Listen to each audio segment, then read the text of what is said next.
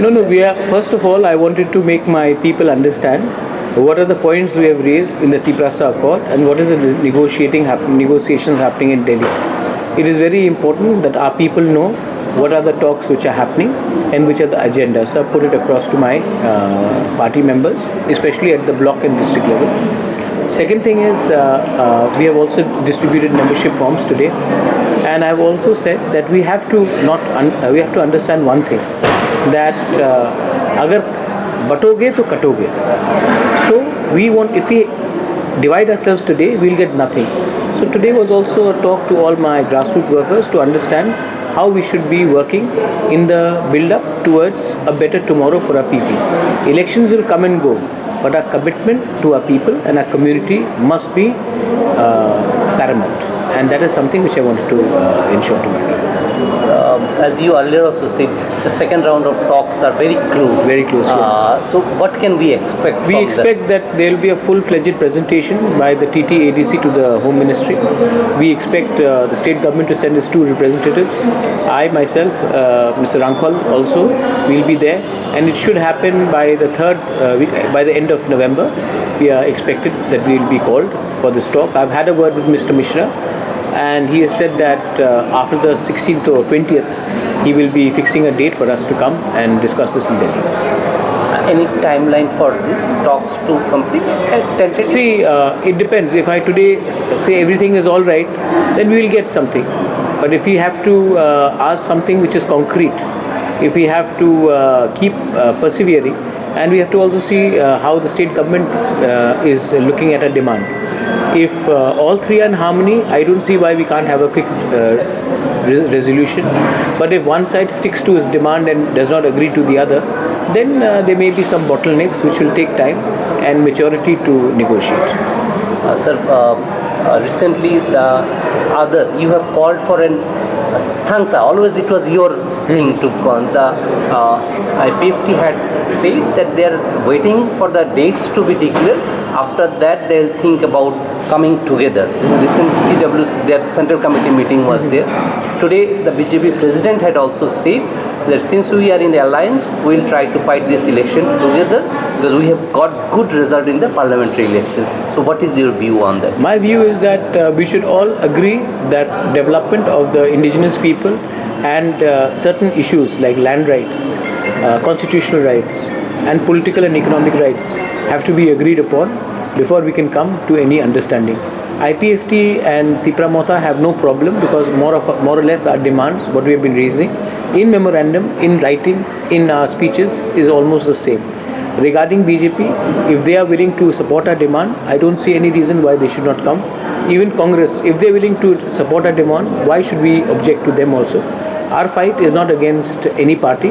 Our fight is for the empowerment of our community, and we will do that. Recently, an incident about rigging had taken place. Though the government is looking into, how do you see, what is your message? I don't agree with ragging of any sort, but I do believe that if the punishment is very harsh, then it should be reconsidered.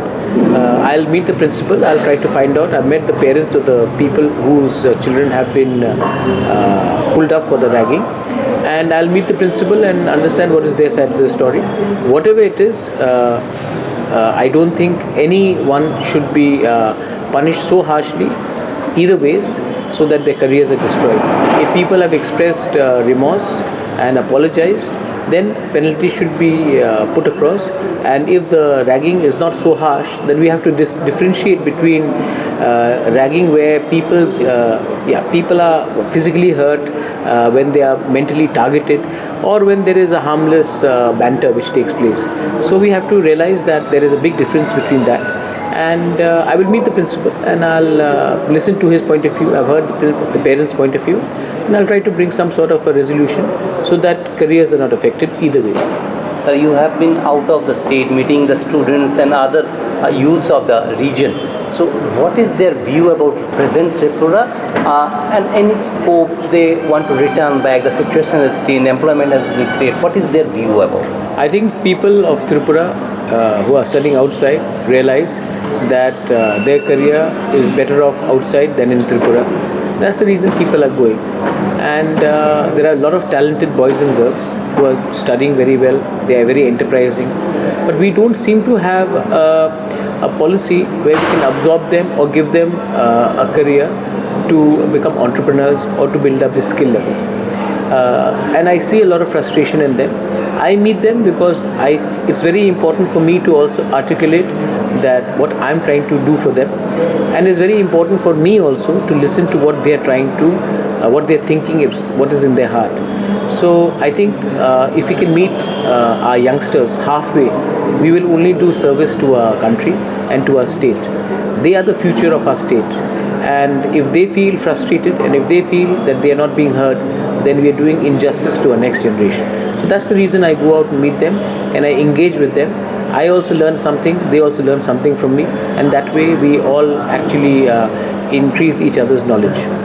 And the last question, sir, when you say we have to keep patience to get the fruits, particularly these talks, hang on, one of your MLA recently we have seen, he have raised question about the number of seats that Tipramotha has diverted from its own demand, that is the Greater Tripura Land, and that you have made way for BJP to win this election. On particularly Chittaranjan, the Burma had raised. Regarding his statement, I think I'll deal with him at a different level, not through the media. And as today you can ask any of my people, I've not given up my demand for Greater Tripura Land. And I think there are processes in the party, and if someone has made a statement like this, I'm not aware that he has made a statement. If he has, then we will talk to him and we'll probably bring it to his knowledge that we have not given up a demand for Greater Tripura Land or Article 2 and 3.